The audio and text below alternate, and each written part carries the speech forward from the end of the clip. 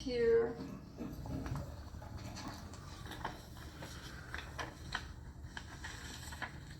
The matter of Cotton versus GERACI.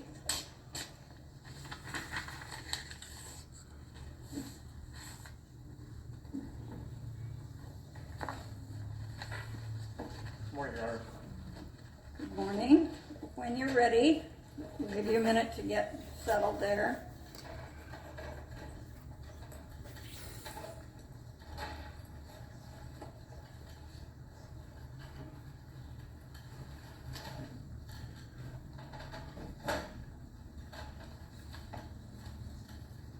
Could you please state your appearance and let us know if you wish to reserve time to respond? I will. Good morning, and may it please the court, Darryl Cotton as appellant and pro se. My prepared statements are as follows. Could you tell us if you wish to reserve time to respond? Yes, Your Honor, I anticipate about 3 minutes for that. All right, thank you. You may proceed. I request reversal of 1, the July 12, 2024 order denying my motion to vacate, set aside the 2019 judgment, and 2, the September 20th, 2024 order denying reconsideration. For 9 years, I've been trying to prove that the respondent, Lawrence GERACI, filed a lawsuit against me seeking to enforce a forged illegal real estate contract to extort my real property. GERACI did so because the property qualified for a license to operate a cannabis dispensary worth at the time at least $7 million. In preparing for this hearing, I was made aware by other parties of the substantive and procedural mistakes I have made in this appeal. I am not an attorney, and my ability or my inability to convey the facts and law is no doubt one of the reasons why the matters have reached this stage. Despite that, I ask this court to please focus on the evidence and not the adverse procedural history of this case, as respondent emphasizes in the response. At issue here are concerns of great public importance, not just that of me. I have 3 points I want to emphasize from my appeal for this court. Each of them is dispositive and each of them is based on undisputed facts. The first, judicial bias. Judgment against me is void because it was rendered by Judge Woolfield, who was disqualified due to bias to preside over the matter. Due process requires a fair trial and a fair tribunal. A trial before a biased judge is not a fair trial before a fair tribunal. The verified statement of disqualification stated, from the bench, Judge Woolfield stated that he is personally acquainted with attorneys Michael Weinstein and Gina Austin, and that he does not believe they would act unethically by filing a meritless suit. That's in my opening brief at page 5. Furthermore, Judge Woolfield stated on a separate occasion that he has known Weinstein for decades, since early in their careers, and that he, quote, may have made, end quote, the statement regarding his beliefs about Weinstein and Austin's inability to be unethical. Judge Woolfield struck the verified statement on the ground that the citation did not provide support for the statement of his allegation, but he did not strike the second portion or other portions in the statement where he says that he may have made that statement because he knows attorneys Weinstein and Austin. Nowhere in his order striking the statement does he deny making the statements or that he in fact holds those beliefs. Section 170.3. You know, this is an appeal of a judgment entered by Judge Mangione. Well, this is the motion to vacate. So I'm asking for 2 things. I'm asking for the July 12, 2024 order denying my motion to vacate and set aside the 2019 judgment. So we have to go back to Cotton or GERACI versus Cotton in the cross complaint where there was a judgment entered in 2019. Is that clear? I understand. Okay. So maybe, Mr. Cotton, one of the issues that we have to address here is whether you can file a separate action and reach back to the 2019 judgment. In other words, the arguments you have made are arguments that could have been made on appeal from the 2019 judgment.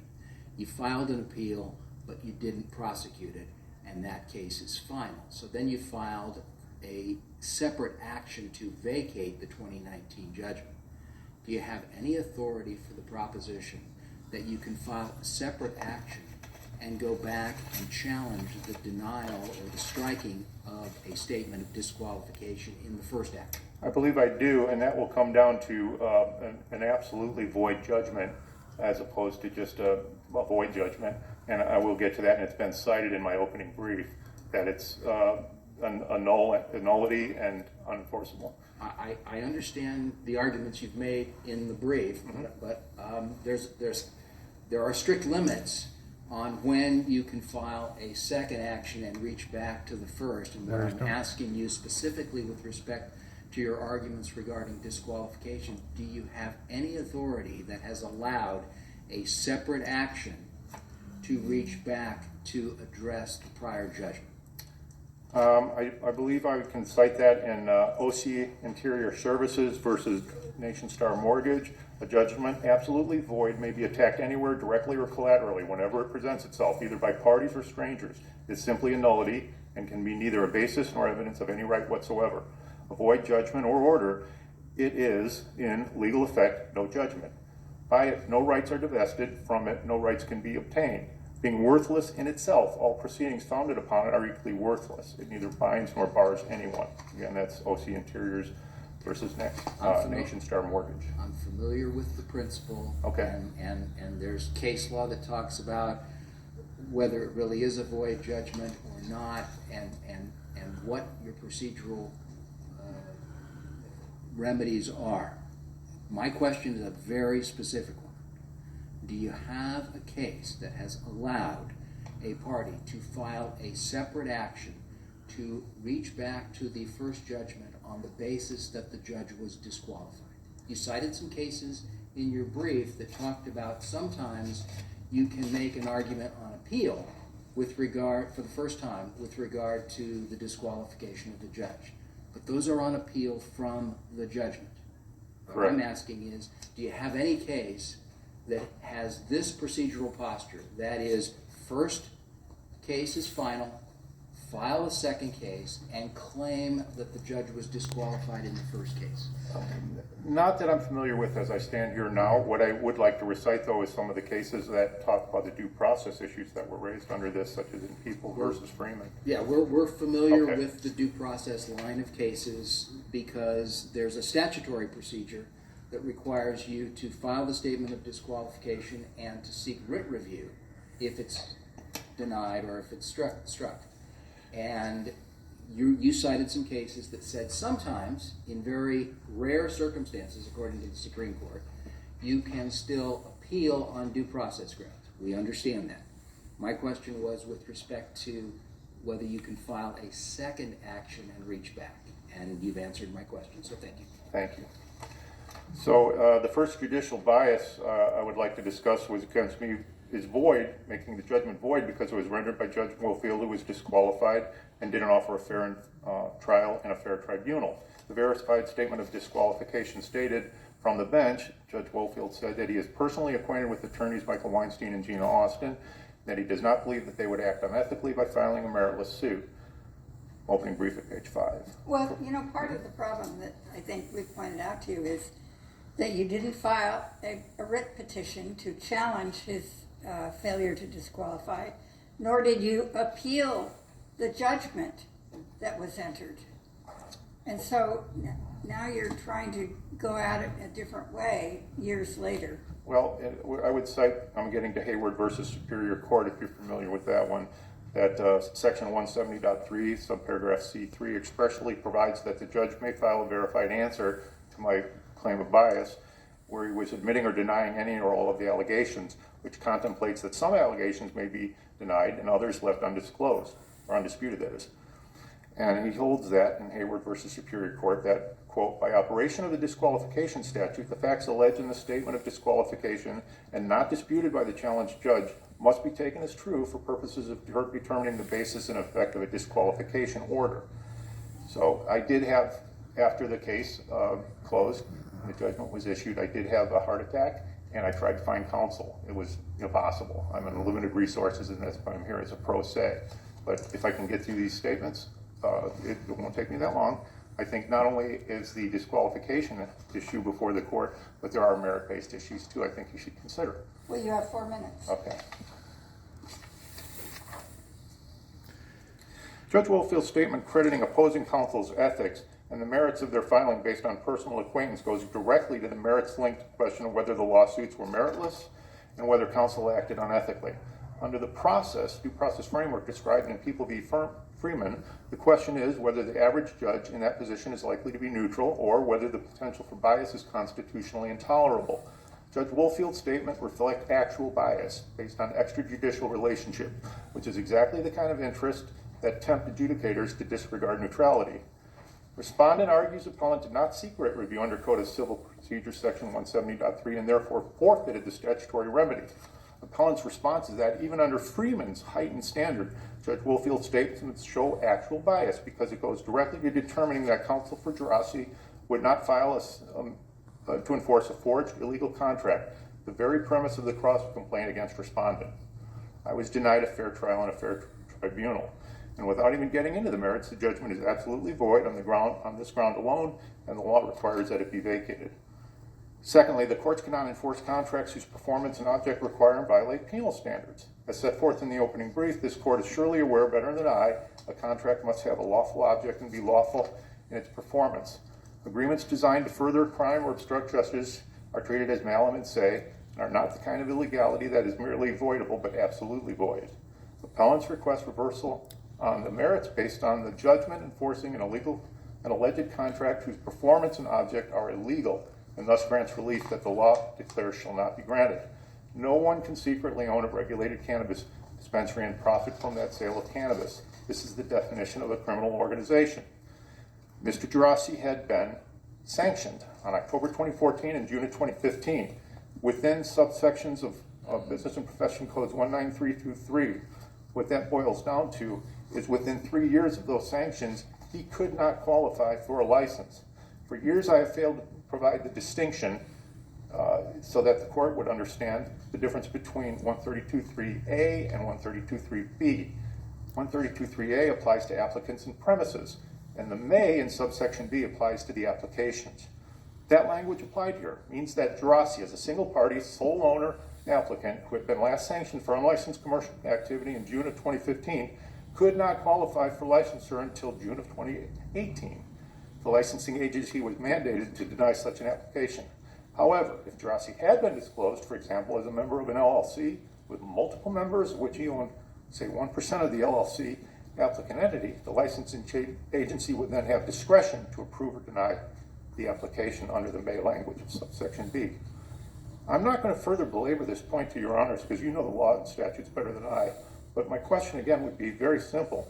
How can any licensing agency apply any discretionary criteria to determine whether or not a regulated cannabis license, whose regulations are intended to prevent criminals and criminal organizations from acquiring them, when true applicants are not even discussed in the application? The reality is these shall and may sections are secondary issues in the process and can even be debated and cannot even be debated if the primary element of that process is the owner's name. It does not appear anywhere on the application. Having been previously sanctioned is the real reason why GERACI undertook to have this cup application submitted in the name of his secretary, Rebecca Berry, not for the absurd, quote, administrative ease, end quote, excuse he alleges. The judgment grants damages to GERACI based on the finding that the alleged contract was lawful. In other words, that he can own and profit from a cannabis cup issued in the name of his secretary. This is contrary to the California legislative plain language and intent and public policy. Mr. Cotton? Yes, ma'am. You've used the time that you asked for your opening statement. Okay. Did you wish to continue and give up your response time? Yes, I'll give it up. All right. The second fact is that, so the judgment grants damages to GERACI based on the finding that the alleged contract was lawful. In other words, that he could own and profit from a cannabis cup issued in the name of his secretary. Okay, that judgment rendered is in excess of the court's jurisdiction on this ground alone. The second fact is that on October 31st of 2016, GERACI submitted the cup application for my property, the approval of which was the condition precedent for the sale of the property. That application was prepared by his counsel, attorney Gina Austin, and was executed by his secretary, Rebecca Berry. Nowhere in that application does Berry state she is acting as an agent for GERACI. Those were all false and fraudulent representations intended to have local and state licensing agencies approve the applications without reviewing GERACI's stipulated judgments in which he had been sanctioned for maintaining 3 unlicensed cannabis dispensaries. Under Penal Code Section 115, it is a felony to offer false or forged instruments for filing for any person or to knowingly procure or offer any false or forged instruments to be filed, registered, or recorded in any public office within the state. GERACI agreed with his secretary, Berry, and his attorney, Austin, to knowingly file a cannabis cup application with false and fraudulent information to misrepresent to a government agency who the actual owner of the permit applied for would be. It does not matter what GERACI, Berry, or his attorney's reasoning was. It was a false and criminal misrepresentation. On this ground alone, the judgment enforcing the alleged contract required approval of a couple application where GERACI submitted with false information, violated Penal Code Section 115, and must be vacated. Let's see. Okay, well, let me get to this. Second, GERACI deceived me into executing the alleged contract, telling me it was a receipt to memorialize a $10,000 in cash receipt payment. Our undisputed written communications prove that the document is not a contract as alleged by GERACI. GERACI confirmed in writing that our agreement included a 10% equity position for me in the contemplated dispensary. His defense that I deceitfully sent the written request for confirmation of our, quote, bargain for, end quote, 10% equity position as a means to trick him, and that he was deceived in confirming into such a 10% equity position is completely absurd. Setting aside that absurdity, his defense that he sent the confirmation email by mistake showing his mutual assent to that 10% position fails to raise a triable issue of fact regarding mutual assent pursuant to Stewart v. Preston Pipeline. In Stewart, the court said, plaintiff has cited no California case law, and we are aware of none, that stand for the extreme proposition that a party who fails to read a contract but nonetheless objectively manifests his assent by signing it, absent fraud or knowledge by the other contracting party of the alleged mistake, may later rescind the agreement on the basis that he did not agree to his terms. To the contrary, California authorities demonstrate that a contracting party is not entitled to relief from his or her alleged unilateral mistake under such circumstances. So here I ask for a reply acknowledging the missing 10% equity term in the final agreement. A reasonable person could understand no problem at all was no problem agreed. We will include that term in the final agreement. It was what led me to believe the joint venture. Mr. Cotton, Yes. you have used more than the 15 minutes I you're have. allocated. Can I just use a conclusion, or that my rebuttal's done? Well, you've used, how much more are you going to read to us? It's just one paragraph. I'm not All right, concluding go that. ahead. All I wanted to say was Mr. Berry is a licensed real estate agent bound by the statute of fraud, so I believed him when I accepted this information.